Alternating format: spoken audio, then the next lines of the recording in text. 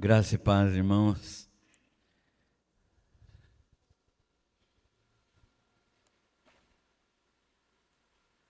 Estamos diante da palavra do Senhor nesta manhã, desde o estudo da escola dominical.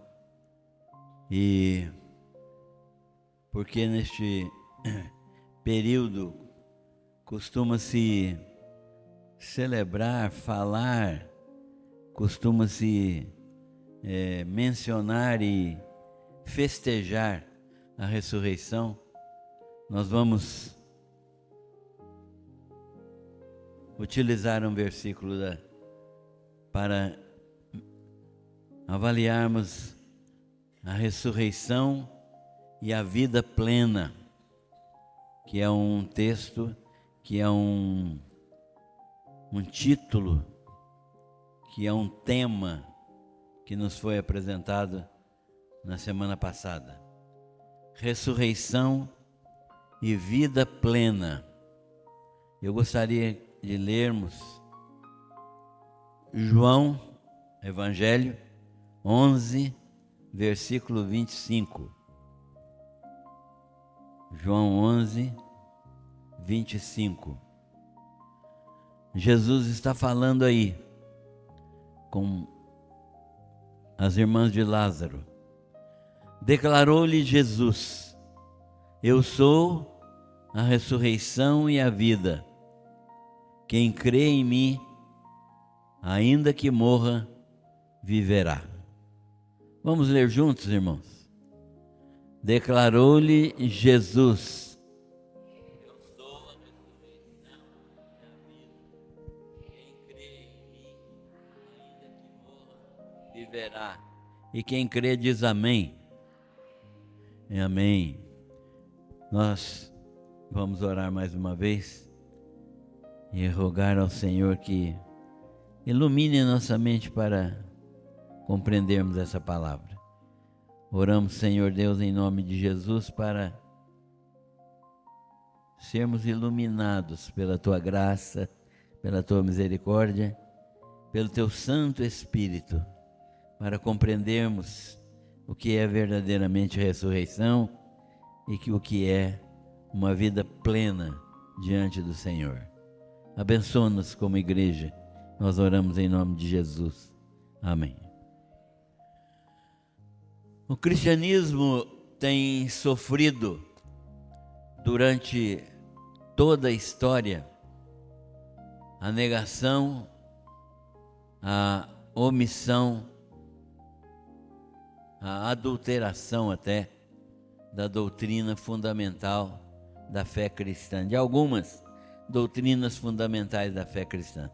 Tem sido uma marca na história do cristianismo estas adulterações e estas mudanças, estas omissões e negações de doutrinas básicas da fé cristã.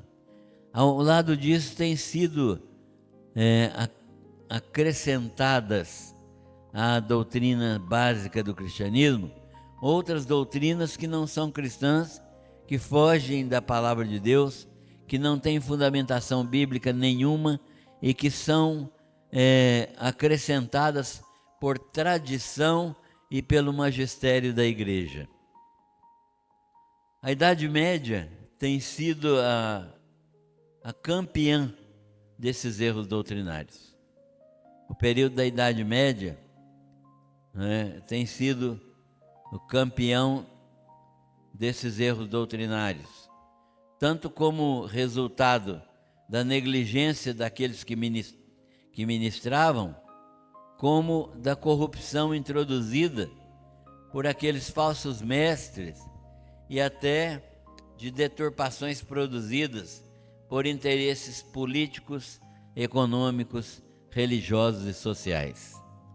Então nós entendemos que muitas das mudanças que ocorreram e das doutrinas que se acrescentaram ao cristianismo e que atingiram a fé cristã e que deturparam, descaracterizaram a fé cristã, são doutrinas que não têm fundamentação nenhuma, nem histórica, nem doutrinário, bíblica, nem qualquer outro tipo de fundamentação.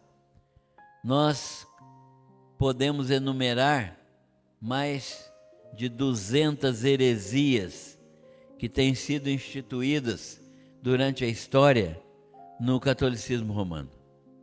E heresias que não têm fundamentação na palavra do Senhor. Assim, após os primeiros 2 séculos do cristianismo, da história eclesiástica, já nos deparamos com lutas internas. Já começou a haver lutas internas aí a partir dos anos 200, 250 do cristianismo, né?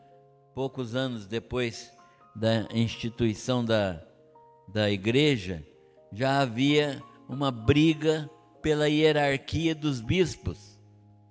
Qual bispo é mais importante? Qual bispo é o chefe?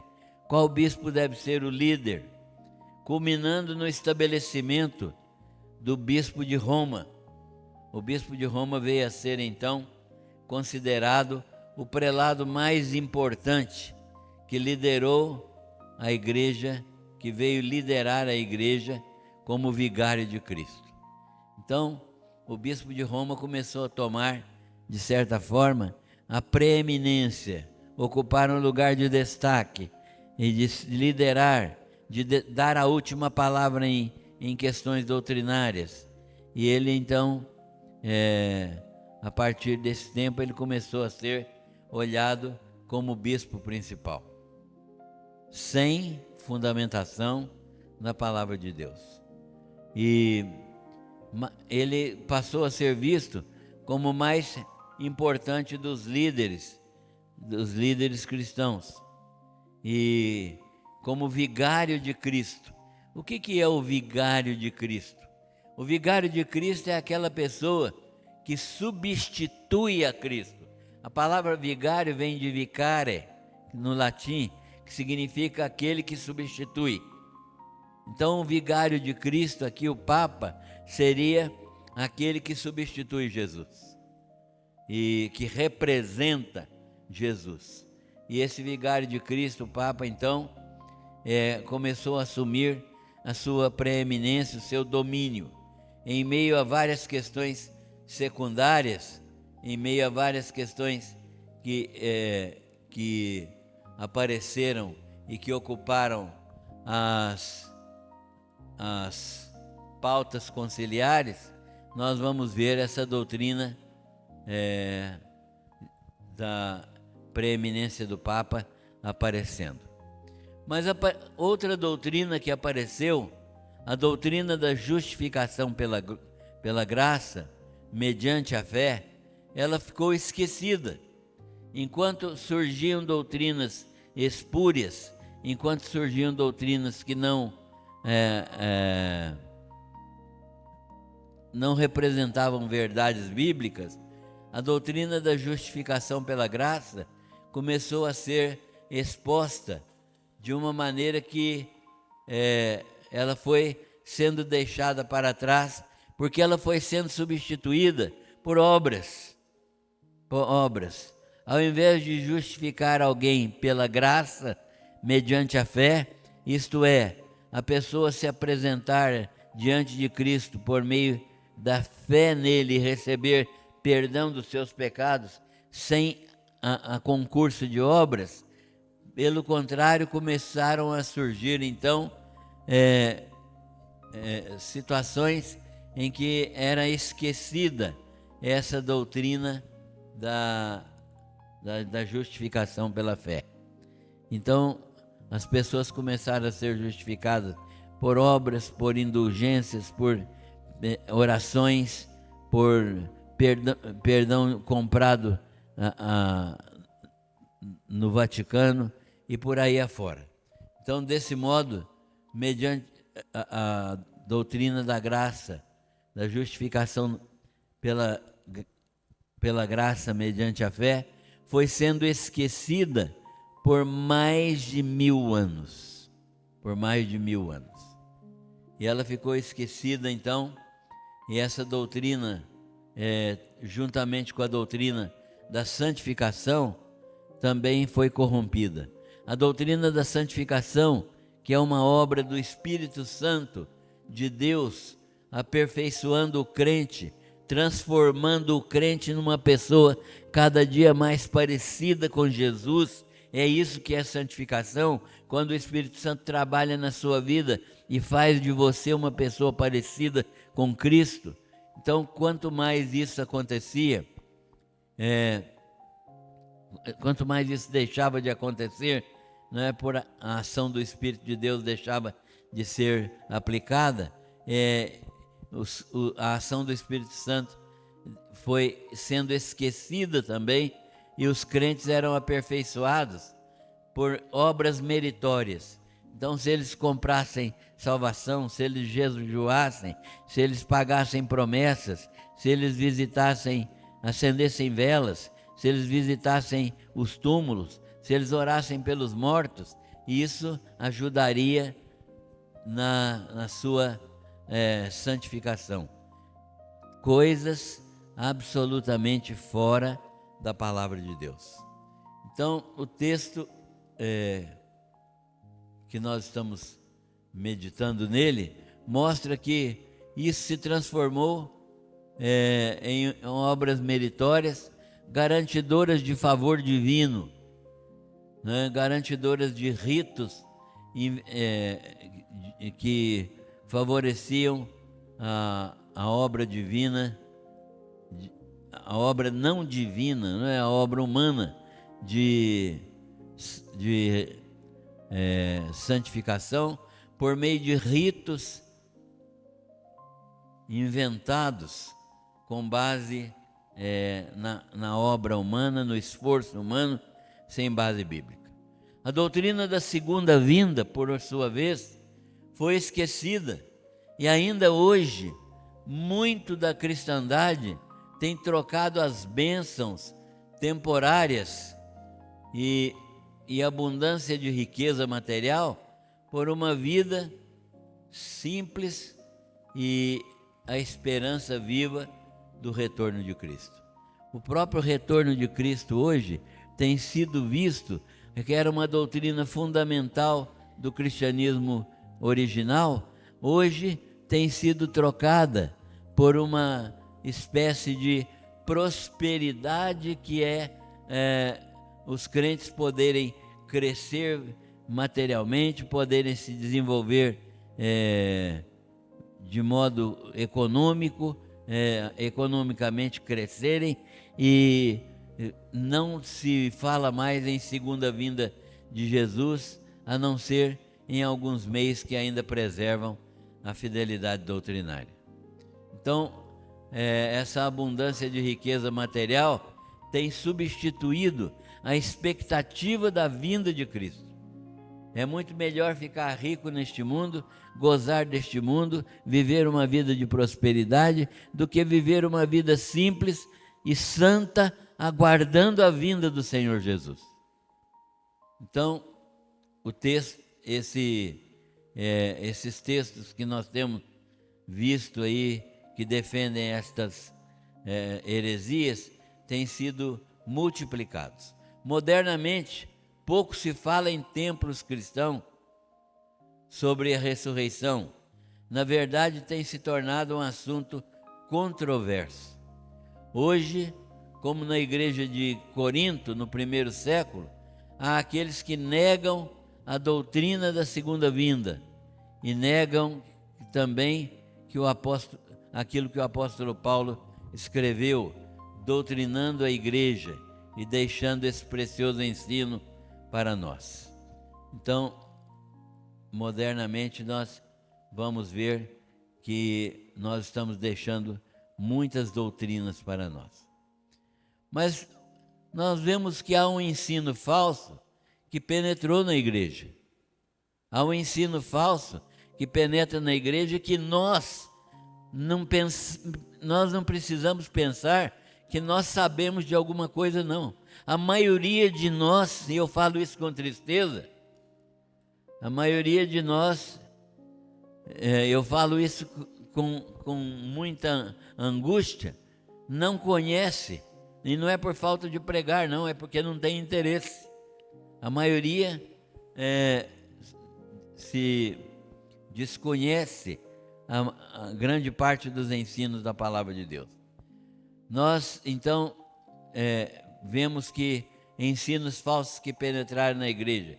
O primeiro é negando a ressurreição. Negando a ressurreição. Na igreja de Corinto havia um grupo que a igreja não tinha 30 anos ainda, e eles já estavam negando a ressurreição, negando que Jesus Cristo ressuscitaria.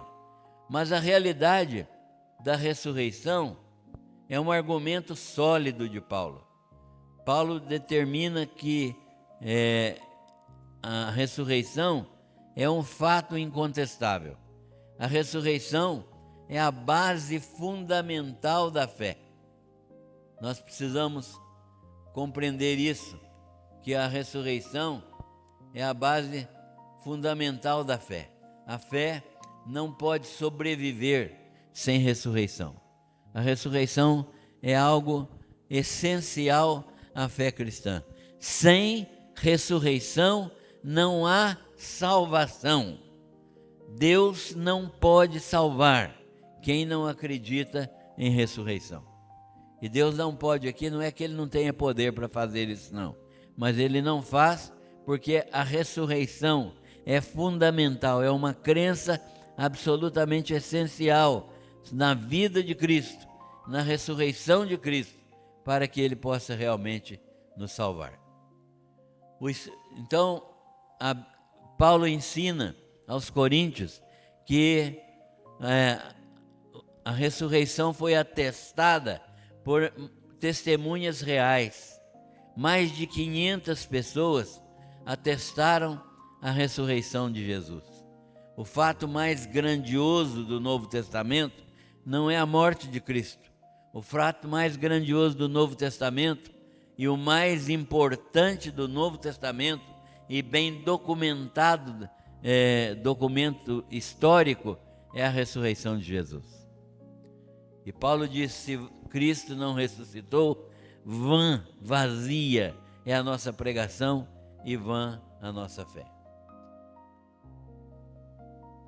Vimos nesse texto que foi lido a ressurreição, um pedaço do texto que fala sobre a ressurreição de Lázaro. É uma história verídica, registrada por João, uma ação sobrenatural de Cristo, demonstrando sua divindade. João registra esse milagre porque um dos objetivos de João é demonstrar a divindade do Senhor Jesus. E Jesus, então, é Deus verdadeiro porque Ele tem poder de ressuscitar pessoas. Lázaro não estava dormindo, Lázaro estava morto. Jesus emprega seu poder divino sobre a morte e restaura Lázaro à vida. Jesus Cristo demonstra, desta maneira, sua autoridade suprema sobre a morte. Se Jesus não tem poder sobre a morte, nós ainda estamos nos nossos pecados.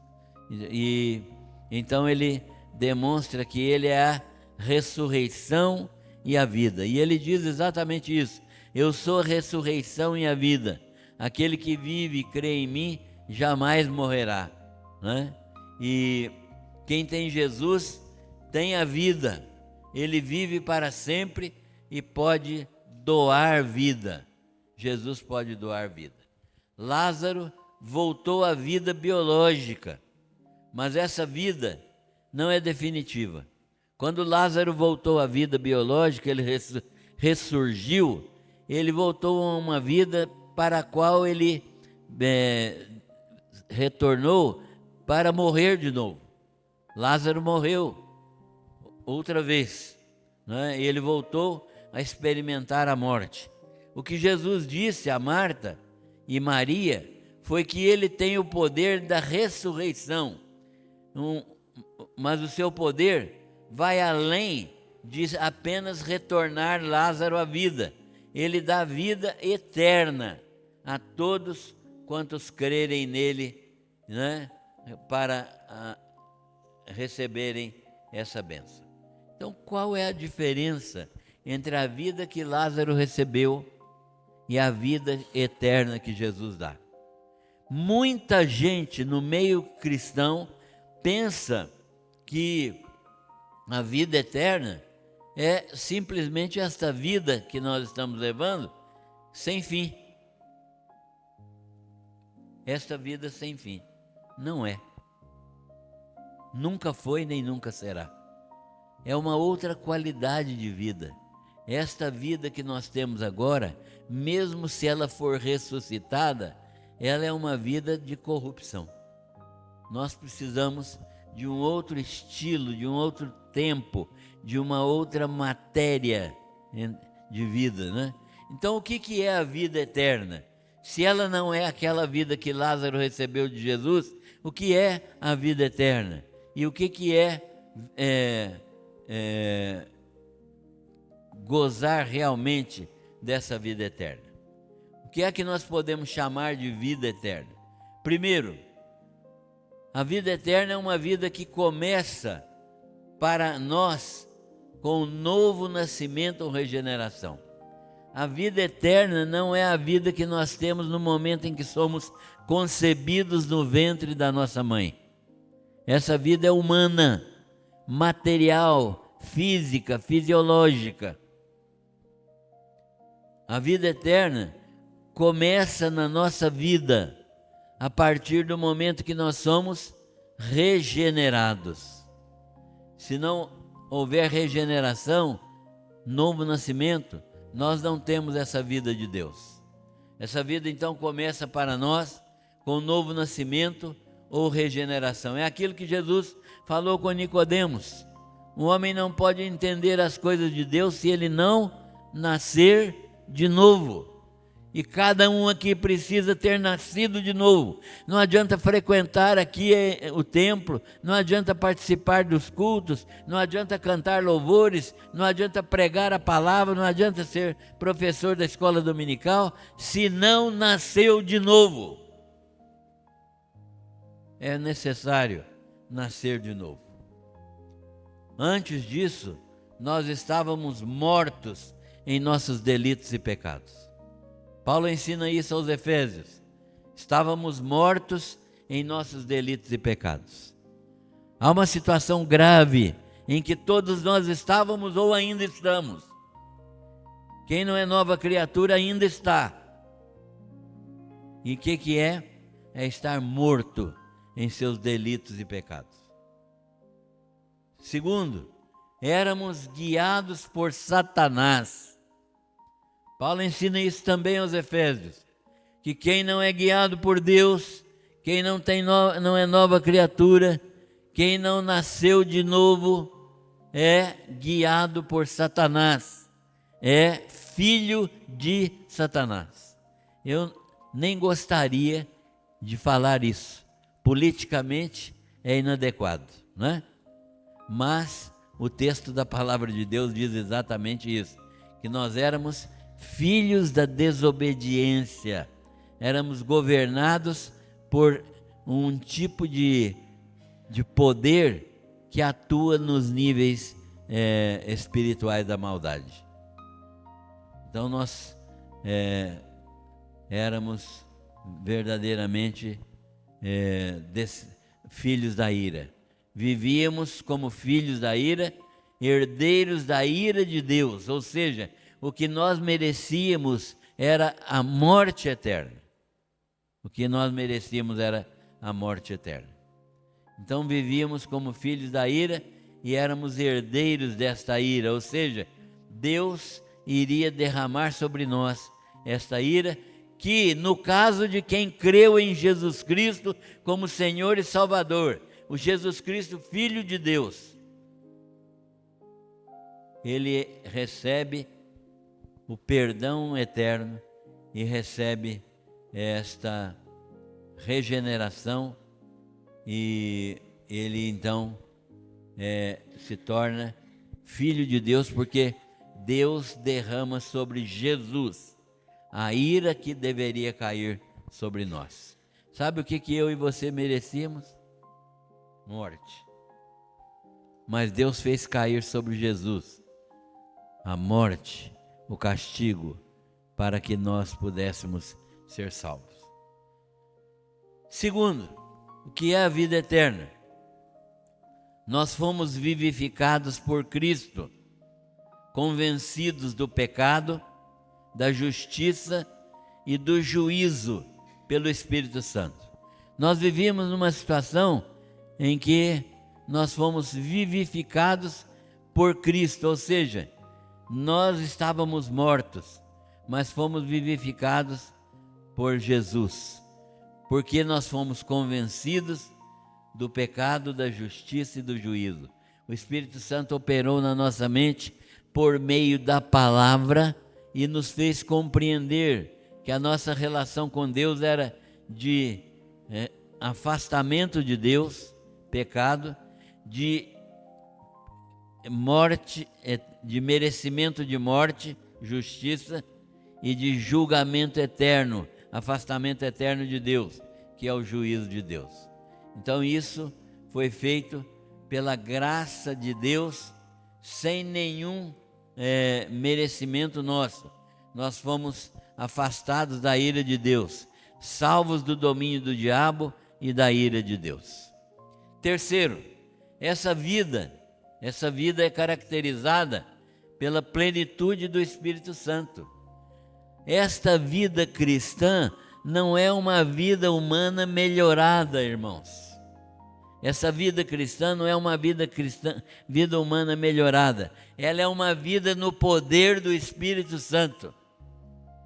Se você não vive no poder do Espírito Santo, você não está vivendo uma vida cristã correta, uma vida cristã poderosa. Não é uma vida de esforço. Eu vou deixar de fumar, deixar de beber, deixar de jogar, deixar de mentir, deixar de adulterar, deixar de fazer isso, de fazer aquilo. Não é só isso que é a vida cristã. A vida cristã é uma vida produzida pelo Espírito Santo de Deus. E essa vida é caracterizada pela plenitude do Espírito Santo, que faz o quê? Frutifica, nos dá o fruto do Espírito. Qual é o fruto do Espírito? Amor, gozo, paz, benignidade, bondade, fidelidade, fé, mansidão, temperança. Esse é o fruto do Espírito. E esse é o que o Espírito Santo produz na nossa vida. Reproduz em nós o caráter de Cristo. Quarto, essa vida não é uma vida humana melhorada, como eu acabei de dizer, mas nem é uma vida humana prolongada, sem fim. Tem muita gente que acha que a vida eterna é essa vida estendida ad infinitum. Não é. Esta vida aqui não vai participar das coisas eternas. Paulo diz que o corruptível não pode participar da incorruptibilidade. Então, que tipo de vida é essa, se ela não é nada disso que nós estamos pensando? Ela é uma vida de outra dimensão. Qual é a dimensão dessa vida? Ela é celestial. Ela não é humana, ela é celestial. Ela não é uma vida que seja terrena. Ela não é deste mundo, deste nível material. Ela é celestial. Ela é de outra dimensão. Segundo, ela é de outra natureza. De outra natureza. Ela é espiritual. Ela é espiritual. Nós estamos acostumados com um viver carnal, um viver que é humano, que é material. Mas essa vida que Deus nos dá é uma vida espiritual, incorruptível, imutável, imortal, uma vida que não pode terminar, infindável. É esse tipo de vida que nós recebemos em Jesus. Terceiro, ela é de outra origem. Ela é divina. Ela não é humana.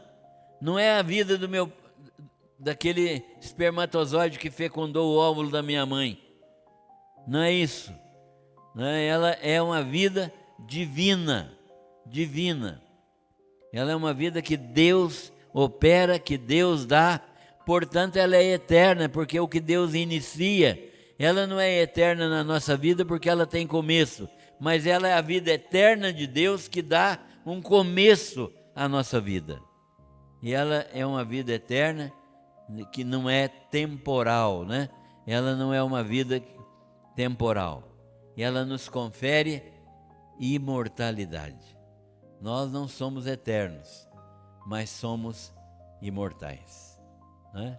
Paulo diz: e quando isso que é corruptível se revestir de incorruptibilidade, e isso que é mortal se revestir de imortalidade, então será a vitória de Jesus Cristo sobre todas as coisas. É a renúncia, portanto, né? É esta vida que é garantida por Jesus Cristo, é a renúncia de tudo aquilo que é humano, porque Ele é o Senhor da vida. Ele é o Senhor da vida, demonstrando isso pela ressurreição. Ele é vitorioso sobre a morte, e por sua vitória, Ele nos livra do medo da morte. Você tem medo da morte? Quando a gente compreende o que é essa vida, a morte não causa mais pavor. Entenderam isso aqui? Quando você compreende que tipo de vida Deus nos dá, indestrutível, você não tem mais medo da morte. A vida que agora nós temos em Cristo é uma vida que vence a morte. A morte física é uma sentença para todos os seres humanos. Todo mundo está sentenciado e vai morrer. Mas a ressurreição é a garantia divina da nossa redenção e a consumação da nossa filiação. A redenção é a garantia divina da nossa redenção. Eu sei que eu vou ser redimido, por quê? Por causa da ressurreição. E também eu sei que isso vai consumar a minha filiação, ou seja, eu estarei na condição de filho eternamente. É o tempo de adoção plena na família de Deus. Sou adotado na família de Deus. Essa nova vida, então, nos torna semelhantes ao Filho de Deus, a Jesus Cristo. Olha que bênção maravilhosa. Essa nova vida nos torna semelhantes a Jesus Cristo. Ela nos torna semelhantes a Jesus Cristo. Jesus Cristo é o único Filho de Deus, gerado por Deus. Não há outro. Nenhuma Bíblia pode mostrar isso. Nenhuma Bíblia pode demonstrar isso sem ser fraudulenta. Então nós sabemos que essa nova vida nos torna semelhantes ao Filho Jesus Cristo, porque o plano de Deus é transformar criaturas em filhos semelhantes a Jesus. Então a ressurreição, após a ressurreição, nós seremos exatamente como Ele é. 1 João nos fala disso no capítulo 3. Agora, como se manifesta essa vida no viver diário? Agora sim, praticamente, como é que essa vida se manifesta no viver diário? Como é que eu sei que eu tenho esse tipo de vida no dia a dia? Primeiro, ela é a vida de Cristo em nós. Portanto, eu devo frutificar em boas obras. Eu não faço boas obras para ser salvo, mas porque eu tenho a vida de Cristo em mim, eu pratico aquilo que Jesus praticaria se estivesse no meu lugar: boas obras. Não para ser salvo, mas porque já sou nova criatura. Então, quem tem esta vida de Cristo, ele é um praticante de boas obras, as quais Deus de antemão preparou para que andássemos nelas. Segundo, como se manifesta no viver diário essa vida superior que nos é dada? É o controle total do Espírito Santo. Ah, irmãos, é o contrário da vida na carne. Paulo ensina isso aos romanos quando ele diz assim: mas agora nenhuma condenação há para os que não andam segundo a carne, mas segundo o Espírito. Então, esse é o controle total do Espírito Santo, produzindo o fruto do Espírito. E nós então vamos ver que esse fruto do Espírito que eu já citei aqui, amor, gozo, paz e etc., né? Esse fruto do Espírito é uma vida de prazer e de realizações no nome do Senhor Jesus. Uma vida de alegria, uma vida de satisfação, de conforto.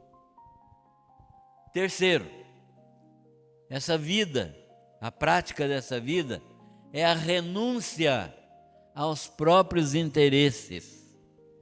Renúncia aos próprios interesses. Paulo aos Colossenses: buscai as coisas que são de cima. Buscai as coisas que são de cima. Eu preciso entender que eu estou neste mundo não por causa dos meus interesses, mas por causa dos interesses de Deus. Se você ainda perde tempo com os seus interesses, se você não usa a sua vida para defender os interesses de Deus e glorificar a Deus, você ainda não entendeu o que é ser cristão. O texto é muito claro.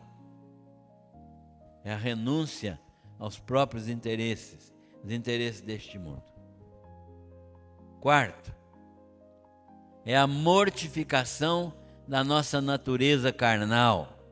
Paulo aos Colossenses novamente: mortificai, pois, as obras da carne presentes no vosso corpo, não é? O que é mortificar as obras da carne?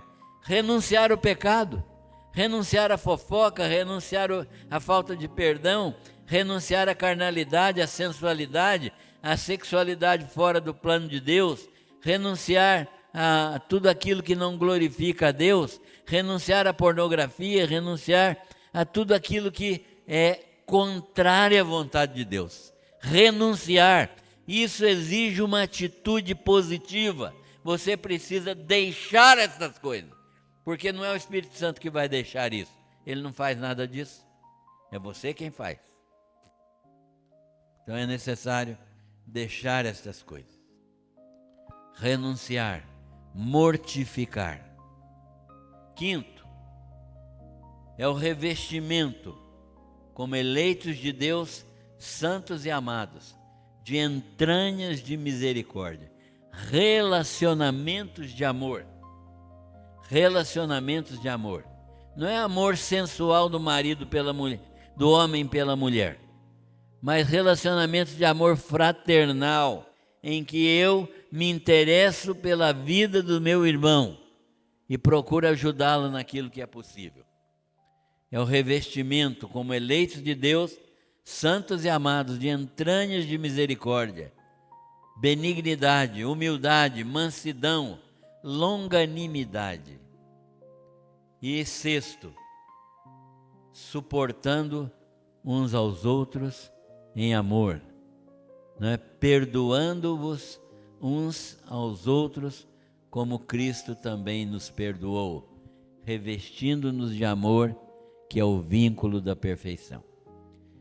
Essa prática de vida só é possível àquele que tem recebido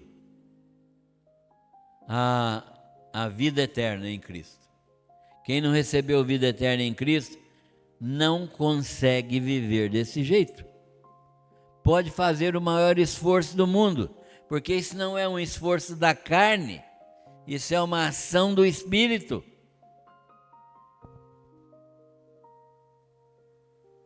Essa prática, então, é uma prática daqueles que têm recebido vida eterna de Cristo.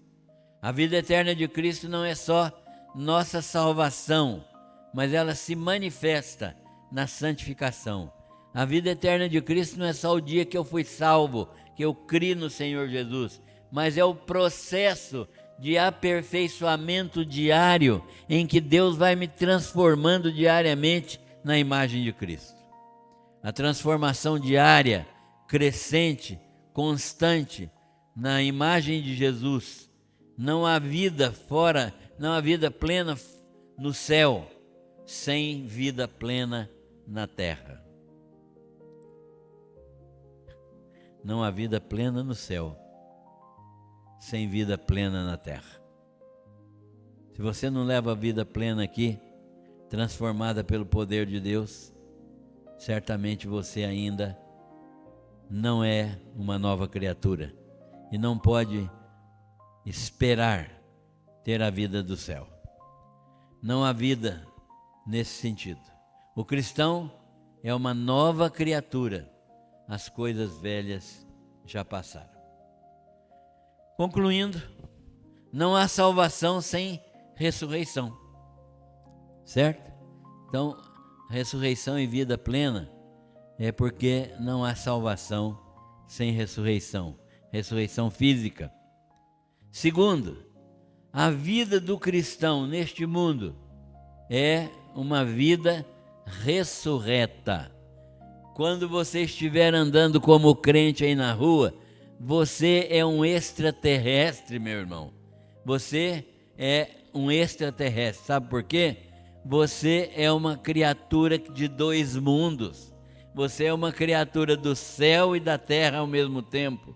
Da terra porque você ainda está aqui. Do céu porque você já é nova criatura e está vivendo neste plano aqui. A vida do cristão neste mundo é uma vida ressurreta.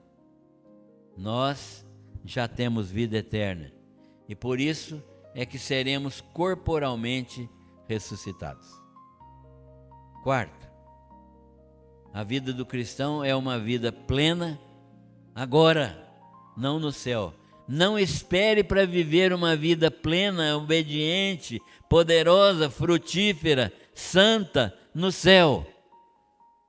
Viva isso agora, porque você foi salvo para viver isso agora. Sua marca fundamental é a renúncia. A vida de cada um de nós é marcada pela renúncia. Renunciar à vida da carne.